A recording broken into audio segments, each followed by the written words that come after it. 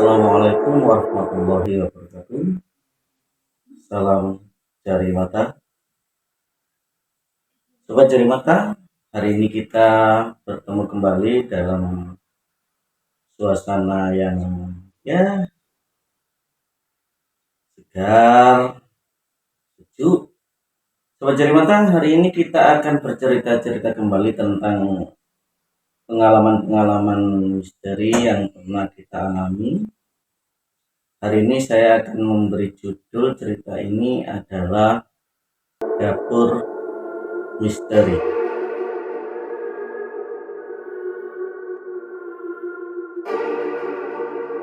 Sobat jari mata, cerita ini berawal ketika waktu itu sekitar malam hari, jamnya antara jam 9 sampai jam 10 malam.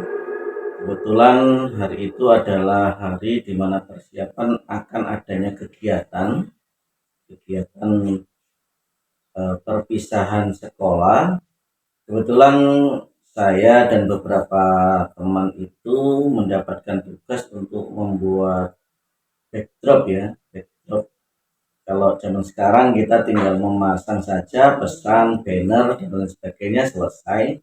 Tetapi waktu itu belum ada banner, itu belum ada ya, sehingga kita membuatnya adalah dari bentangan kain yang besar, yang panjang.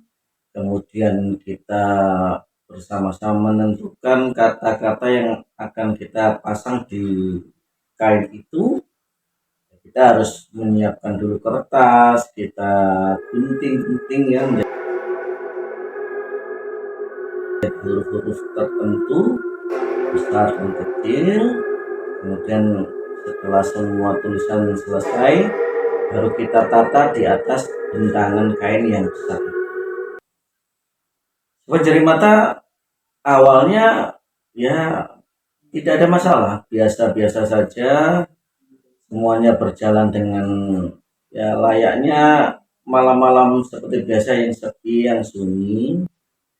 Waktu itu kita sudah mulai memasang tulisan itu, kita lem, kita pasang di kain itu. Kemudian dari hasil yang sudah kita pasang itu, tiba-tiba saya tuh melihat ada pergerakan yang begitu aneh, yang tidak pernah kita lihat sebelumnya. Jadi kain yang kita pasang itu tiba-tiba bergerak. Dari ujung satu ujung itu bergerak, seperti layaknya ada yang menggerak-gerakkan. Awalnya saya anggap biasa, mungkin kena angin ya, ada angin lewat waktu itu, jadi saya pikir begitu. Jadi tersingkap, kita kembalikan sampai akhirnya kita tata kembali menjadi satu bentangan yang rapi.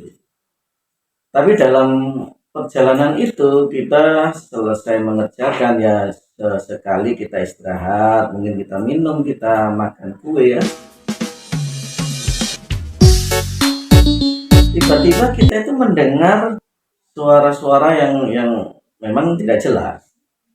Tapi itu tidak terlalu kita permasalahkan. Tetapi ketika kita sedang santai, kita sedang berbicara dengan teman-teman itu, tiba-tiba kita mencium aroma yang sangat sedap.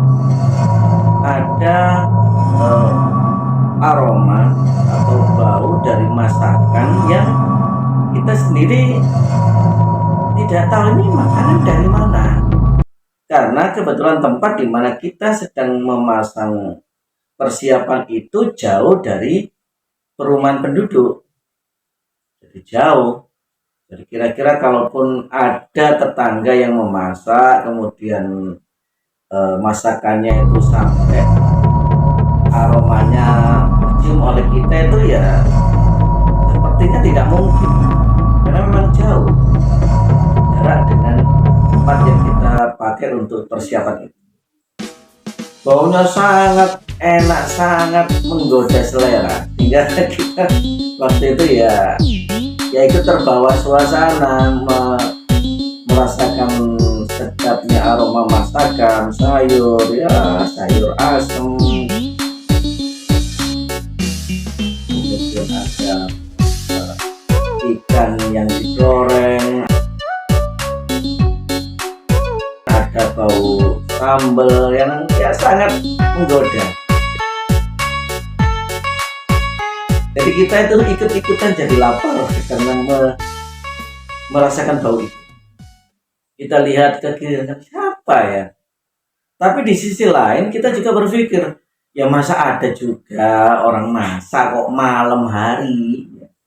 Ya malamnya sudah kelewat ini. Kalau misalkan orang masak untuk makan malam ya sudah kelewat. Karena makan malam biasanya kan harus maghrib gitu ya. Tapi ini di jam 9, jam 10 malam kok baru terasa bau masakan. Kita mencari di tempat-tempat lain, di ruangan-ruangan lain tidak tercium bau makanan ini. Jadi hanya di satu tempat itu saja yang kita rasakan bau yang sangat ya menggoda selera untuk kita makan. Kita cari dan akhirnya ya tidak kita temukan. Sehingga saya secara pribadi juga berkeliling di ruangan itu sendiri. Memang ada satu tempat yang memang berbaunya lebih tajam daripada bau di tempat yang lain. Jadi kita teman-teman yang ada di situ juga mengatakan bahwa sepertinya ruangan ini adalah tempat khusus, tempat memasak makhluk astral yang memang kita tidak tahu dan memang tidak kelihatan, tidak terlihat penampakan orang atau penampakan suasana ruang masak, tidak ada, memang tidak tampak apapun, tapi bau itu betul-betul lewat gitu ya, lewat menggoda kita semuanya untuk juga ingin makan, tapi yang dimakan apa mungkin memang bukan di tempat kita ya, bukan di alam kita. Ya mereka seolah-olah ya menggoda kita supaya kita juga ikut kepingin makan, tapi yang dimakan apa enggak ada. Jadi seperti itu. Akhirnya setelah kita lihat enggak ada apa-apa, bau ini semakin tajam. Akhirnya beberapa teman juga, ini apa ini? Wah, mereka lari semuanya. Ayo kita pergi, udah dilanjutkan besok aja.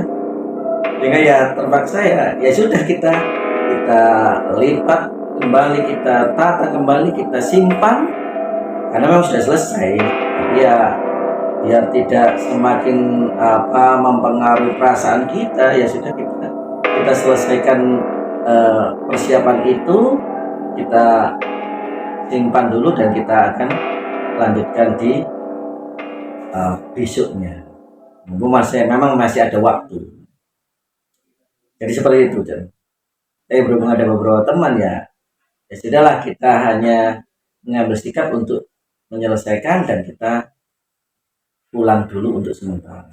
Itu dulu Sobat Jari Mata, cerita yang mungkin bisa kita sampaikan tentang posisi dapur misteri yang memang ada di suatu tempat tapi tidak terlihat. Tapi memang baunya sangat menggoda. Maka Sobat Jari Mata, kejadian ini memang sebenarnya tidak terlalu menekan hati kita. Cuman kalau kita berada sendirian ya mungkin kita tidak akan berani untuk di situ ya. Itu dulu yang bisa saya ceritakan pada kesempatan hari ini. Kita akan bercerita kembali pada kesempatan yang lain dengan cerita-cerita yang lain yang mungkin lebih seru atau lebih berkesan untuk kita semua. Terima kasih. Kita bertemu kembali di waktu yang akan datang. Salam dari Mata. Assalamualaikum warahmatullahi wabarakatuh.